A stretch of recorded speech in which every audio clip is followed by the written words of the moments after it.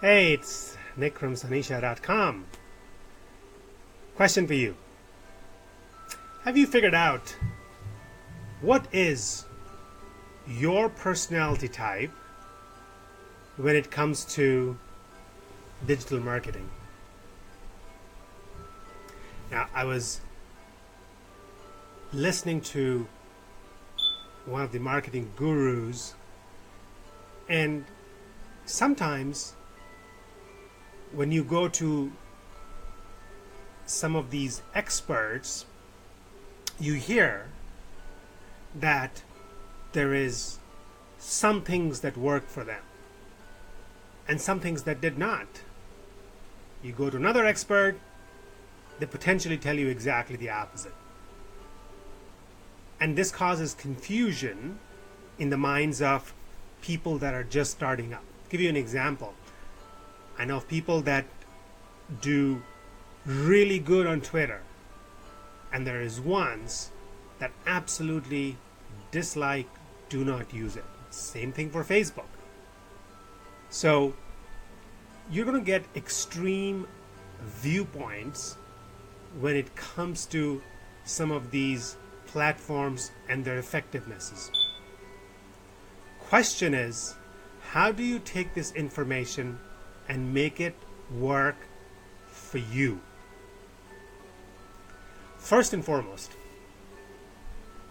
the good news is that there is room for everybody.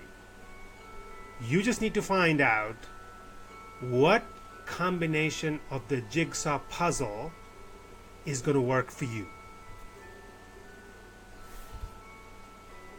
And that is a combination of what you like to do as a human being, as a personality, and sometimes it might go beyond it. You might not like to do certain things that a platform requires, but you might find that their effectiveness and sometimes their efficiency is so much higher that it's worthwhile adjusting your personality type so that it can work with it, get the efficiencies and functionalities to work, and then still marry it with something else that's more in line with your personality.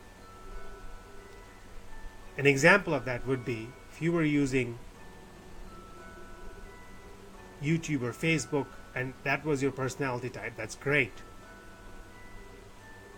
Twitter is different, and it has some efficiencies because of what the platform allows in terms of tool automation. So one option might be, even if you don't like Twitter, is it possible for you to use it for the sake of its efficiency and then combine it with either YouTube or Facebook? Not everything works for everybody. That's already given. We found that over and over again. So I would suggest use the concept of what we call the lowest common denominator, which is figure out between your desire to get efficiencies and what you like to do, what's the bare minimal that you must do anyways, so that even when you were switching platforms, you could repurpose your work, your content. No matter what you do, wait till that one particular strategy stabilizes with a very quantified objective target. For example, 10 leads per day. Till you get to that point, you have to stick to it so that it becomes second nature and part of your daily mode of operation.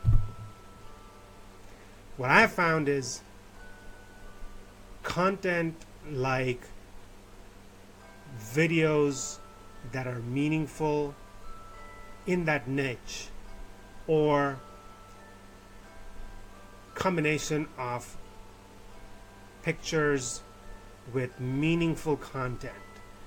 Anything that is audio or visual typically can be repurposed to other platforms. And hence, the most important step is to start doing it and have fun, because you're doing something that you like anyways. And hence, it's going to be meaningful, purposeful for your life. And as you go along, some of these platforms and technologies and tools are going to become more efficient, and you're going to change the combination. All of that is going to happen no matter how perfect you are in choosing a tool. One mistake that people make is they are so overwhelmed with the number of tools that, not knowing which one to use, they freeze. And that's not good. You must move. Start creating content and pick one strategy, platform, tool, one or two that just gets you going, so that you build up this momentum of being able to create consistent, meaningful content that brings value to your tribe, to your niche. Go to our portal at sanisha.com. A lot of cool tips and tricks there. Ask for a digital health assessment, which one of our consultants will complimentarily do it for you. Until we talk to you next time, stay connected, keep transforming.